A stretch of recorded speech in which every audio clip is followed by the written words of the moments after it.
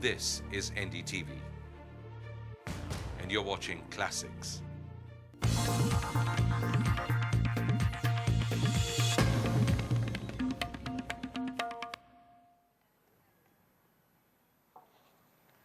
You may know many people who are truly multi-talented, but is there anybody to rival my guest for this week, Ric Charlesworth? It will take me half of this show to introduce you. A champion hockey player, the best hockey player in the world for almost a decade, a champion cricket player, a champion hockey coach, a champion cricket coach, a wonderful sportsman, a doctor, and a member of parliament for a decade. Welcome to Walk the Talk. How wonderful to have you on Walk the Talk. It's a pleasure. Thank you. I've been a fan of yours since my childhood. And we all know you played from 72 until the late 80s. And who can forget the marauder in the headband? Yeah. I think teams around the world had come to fear you. Well, I'm not so sure about that. Perhaps there was the longevity surprised them. I think that was more than anything. Yes, because people who played with you then became coaches and brought teams to play against you. Ajit Pal Singh, for example, our great centre half, he played against you, and then I think 86 World Cup, he was the coach of the team. So you've seen 3 generations of Indian hockey players. Yes, I started in 1972. I remember playing on Hamik, Yes. who was the captain of the team then. I was a young boy playing right wing for Australia, and then a few years later in 75, and of course I saw India win in Kuala Lumpur. Right. 76, we toppled you in Montreal, and then. And we've stayed toppled since then. Well, maybe that was the start of it, but it took a long time for us to get there. Yeah. What are some of the chronic problems that still persist with Indian hockey? Their strengths. Okay, let's talk about the strengths of Indian hockey, the Indian style of hockey, what we call as the subcontinental style of hockey. Well, yeah, and we're very attached to it, but I'm not sure that it covers all of the bases. I think that's one of the problems. It's strong in some areas, but it has soft spots. India doesn't have a defensive mentality in some ways about how we're going to stop the other team scoring. You need that. In terms of attacking, perhaps the attacking approach is too one-dimensional. There isn't enough depth in the way in which they go about it. And certainly tactically, the approach that is taken is an approach that has been around for a long time. It's too set piece. Well, yeah, I think there's only one way of scoring. In actual fact, there's lots of ways of scoring, and you have to cover all of them. And we don't, at the moment, have very good field goal scorers. For instance, we have some good penalty corner takers, so we're okay in that area. But you actually have to win lots of corners for that to be useful, and you also have to be able to take the field chances when they come. Because there was a time, say in the past 5 years, when we did score more field goals than before. Yeah, well, I don't know. I mean, if you look at the statistics, they don't lie, and I think sometimes we don't face up to the statistics. Right. But when you played against India, did you find India predictable? Because one belief we have in India is that subcontinental hockey has now become very predictable. And since you guys in the Western world think more tactics, you've been able to figure things out. You know that if one forward escapes, what will he do next? So what to block next? Well, I think you have to have a conceptual understanding of how you play. And sometimes because this is what you do in this situation, that is learnt by rote, then that doesn't give you the capacity to make a decision when things change or they don't happen as you want to. I don't think the individual players from India are predictable at all. I think they have, some of them have very special skills and unique way of doing things. But the pattern with which they play, it's a...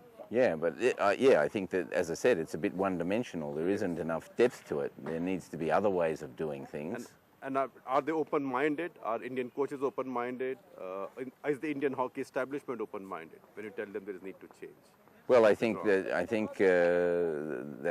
India is at an important part in its history now. We have had 30 years of not being in the semi-finals of the major competitions. That's a long period of without any success, really.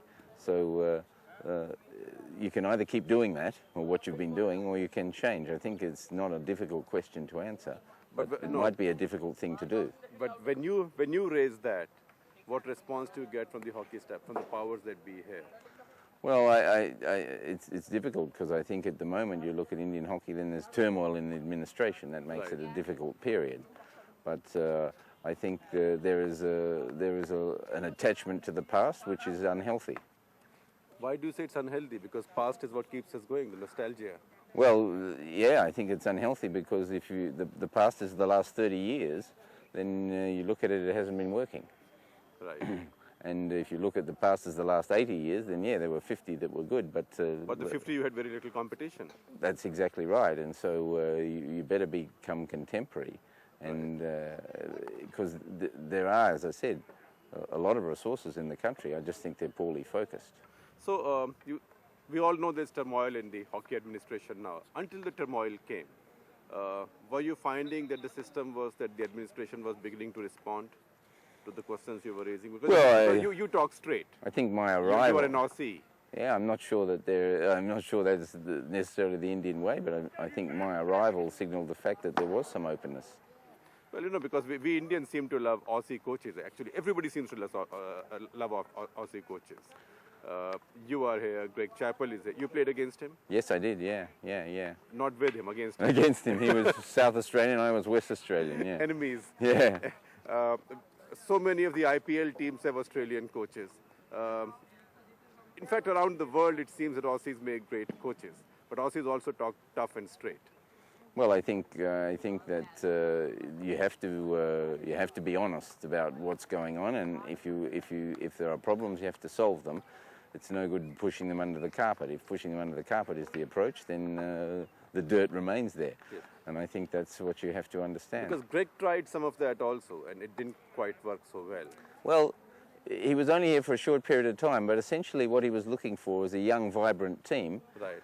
To play in one-day cricket, because he was essentially here to lead up to the World Cup. He didn't get that, right. And the team failed. Right. Now they've done it, and they're starting to have success. I wonder whether he should get some credit. Well, he should get a lot of credit. Yeah, because maybe he was a catalyst for change, but just too early. But his problem was different from yours, in some ways bigger. Not bigger, because your problem is just the mess in Indian hockey. His problem was the presence of so many mega stars in cricket. Well, people who had to be selected in the team, and that's a problem, yeah, anytime. That's a problem in hockey as well? I don't know. I don't think so much. As you say, I think you're right about that. The players don't have the same profile, and the same pressures aren't there around them. And the media doesn't get so obsessed in the sponsors and the logos. And what you have to understand, though, is that cricket is easy. There's only a handful of countries that play. To be in the top 4 in cricket isn't so difficult. There's, 6, 8 countries in the competition. If you want to do well in hockey, if India wants to be semi-finalists in the major competitions in hockey, then you have to contend with Germany and Holland and Spain and Korea and China.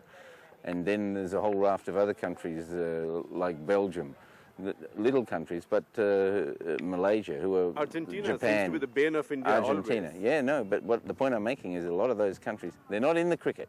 Did hockey change fundamentally with the arrival of synthetic surface? No, I don't believe that. I mean, that's one of the excuses that we've been selling in India for a long time, but doesn't go anywhere with me. Right. Because I think these sort of surfaces should suit the way India plays. You have skillful players who are quick.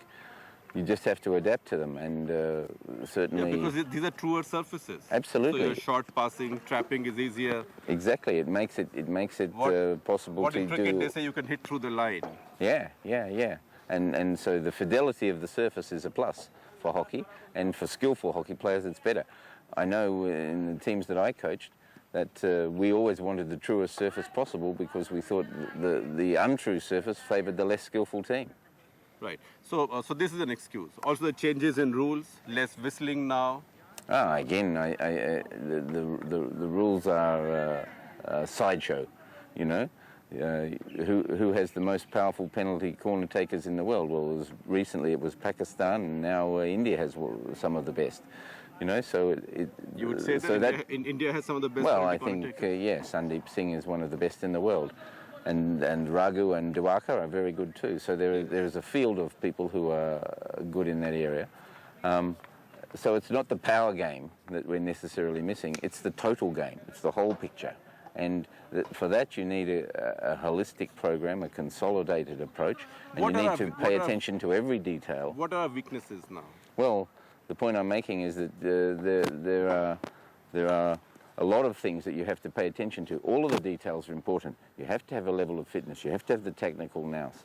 You have to have the modern sports science and analysis.